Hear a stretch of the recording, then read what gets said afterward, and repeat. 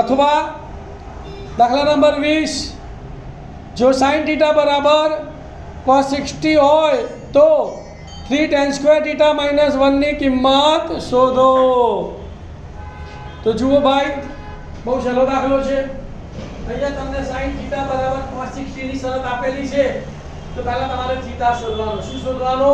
ધ્યાન અહીંયા તો લખીશું અહીં sin થીટા બરાબર cos 60 આપેલ છે। બેમાંથી એકને ફેરવવાનો। તમને ખબર કે sin cos માં ફરે અને cos sin માં ફરે તો જેની વેલ્યુ આપી છે એને ફેરવે તો એકદમ ઈઝી થઈ જાય। તો cos 60 ની જગ્યાએ શું લખીશું આપણે? sin 90 60 કારણમાં cos થીટા બરાબર sin 90 60 અહીંયા શું લખાય બોલો?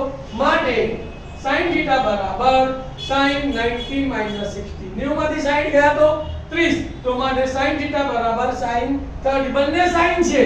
અહીંયા થીટા એટલે અહીંયા 30 છે તો થીટા બની ગયો 30 બસ।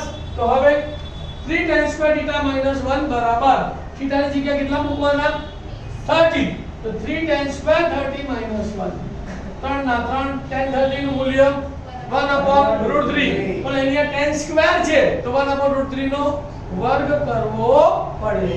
તો માટે 3 into 1/√3 નો વર્ગ માઈનસ 1 3 ના 3 1 નો વર્ગ 1 √3 નો વર્ગ 3 માઈનસ 1 ના માઈનસ 1 3 ઉડી ગયા તો શું વધ્યું?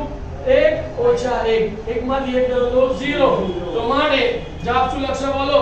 3 tan સ્ક્વેર થીટા માઈનસ 1 બરાબર 0।